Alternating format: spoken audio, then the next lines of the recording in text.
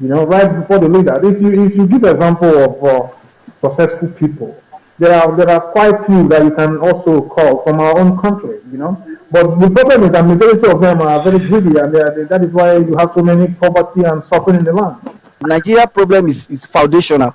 It has to do with our foundation. The issue of corruption is far beyond music and songs. Okay, now how many of these goods actually stopped corruption in Nigeria? If song or music should be used as a way of curbing or stemming corruption in Nigeria, how many good songs have stopped corruption in Nigeria? So it's not all about good songs or bad songs. It's all about parental responsibility, and our foundational problem is all in corruption. Nigeria was founded on corruption, and it has to be dealt with. You can't correct a house, a building at the roof level. You have to go to the foundation. That's how to correct a building. You demolish the entire building, then you rebuild.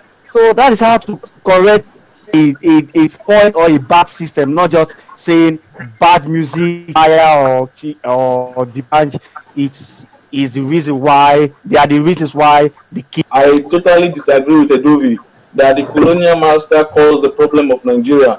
Amalgamation of Nigerian does not give corruption a legal or a basic to be among Nigerian who today.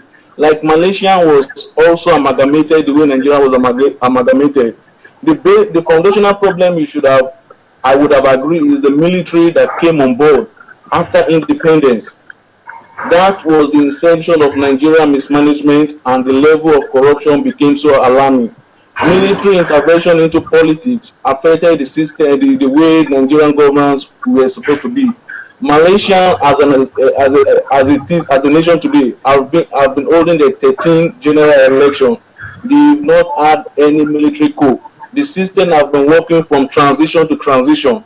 So the people grew up with quality kind of leaders that were like supporting their growth, prioritizing their education. Look at Singapore. Singapore also were amalgamated. They left Malaysia in 1963. Today, Singapore is one of the richest countries in the world. It is not because they were amalgamated. They were all ruled by British. This same British that ruled Nigeria ruled this same country. I have taken courses in Malaysian that are related to Malaysian studies. So I have seen that the basic problem of corruption is not amalgamation. The basic problem, it was the military intervention in our politics. I quoted Emily Sioran. He said, each of us is born with a share of purity, predestined to be corrupted by our commerce with mankind. Not that, I'm not saying the military did not actually plant corruption in Nigeria, but the seed was sown by those military imperialists, not by those they left power for. We had the amalgamation based on differences and fights and quarrels before independence. At the north, elites were saying Nigeria was not right for independence then, so the hard fight and whatever. So many pre-independence conferences were held and all that. And even after that, we all know what led to 1960.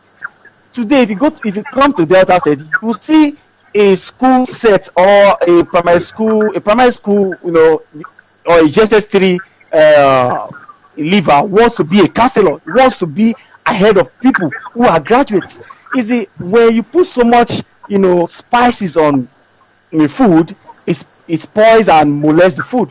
So the price tag on our politicians and government and those who work in every government parastatals or agencies is just too much.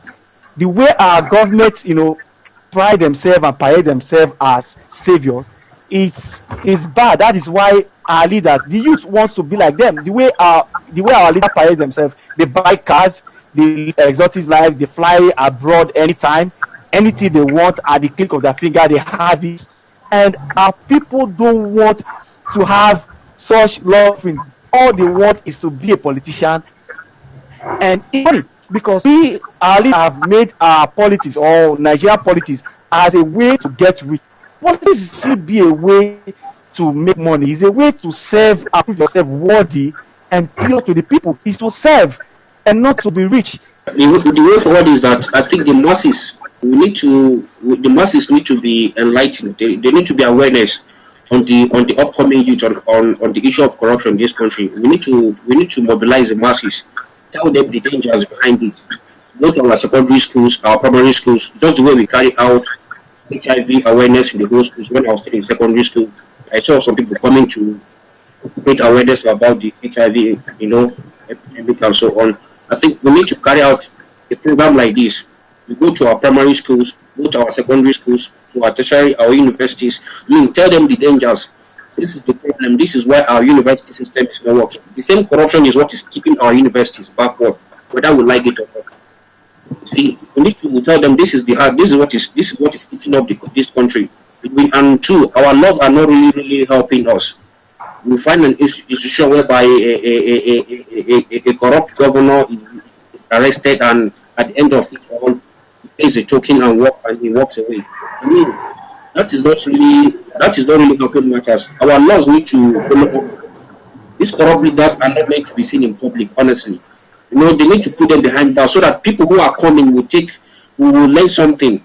When I see someone who is corrupt and he's been thrown behind bars for 30 years in prison, if I'm going into that office, I think I should take every necessary precaution to make sure that I don't follow that same step my predecessor has taken. And at least these things will help us. This thing will take our mindset. But like I said, we need to create a powerful awareness. 1999 election, I was not in support of PDP. Then in Maryland, I was staying in Maryland, Onibongo, to be precise.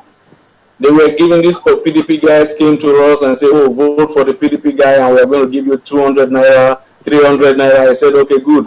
And I told my friend that, hey, we are going to take the money, they just need our thumbprint, but we are going to vote for Gani. Because we saw Gani that, oh, this guy doesn't have vote, even if he's not going to win, we're just going to waste the money. After taking the money, I actually voted for Gani. May you so rest in peace. So, if an average Nigerian can take your money, but you have a conscience of the leader you want to vote for, I will still be using Malaysia as a typical example because Malaysia is a developing country. Malaysia is not advanced. They are still a third world nation. Like Ben have just said, things is working here not because the system is good, but because the governance is good. Now, even in this country, they still have people that don't like the government. They vote against this government. But the government is still using the old pattern to win vote. But in Nigeria, every government, like let us take Lagos State for example. Lagos State will tell you that PDP will never come to win in this state. And it has been happening. And now Anambra State is ABGA. ABGA will make sure they do everything within their corridor to come back to power. The people are not looking for a good leadership. So, what Ben have just said, we need orientation. The major problem of Nigeria is not just corruption, it's not underdevelopment, it is our mentality. Well, you heard them yourself. What roles will you play?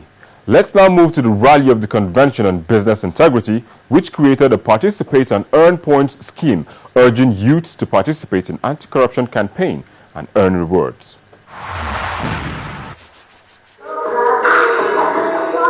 The Convention on Business Integrity has taken a bold step in trying to stem the tide of corruption. They organized a rally to engage the youths in participating in anti-corruption campaign and channels being caught up with them to see how they intend to do this. And for the executive director, Mr. Soji Apampa, their mission was clear. On egujet.info, we're trying to show you that you can actually get value out of getting involved in anti-corruption. Corruption has become an industry which is multi-billion naira. But I think we'll be making a big mistake if we did not encourage a counter-industry called anti-corruption. So we have created on our website called egujet.info, there is a members area. You can register and you can become a member. If you become a member, the more activities you do, everything is free. You're not paying any dime. If the more activities you do, the more points you generate. The more points you generate, the more you can convert those points for rewards. Here we have an arrangement with ICPC. If the stories you gather are well researched, you will get huge amount of points. So it's not by the number of stories, it's by the quality of the reporting. That is what we're rewarding. It's the quality of the it is as soon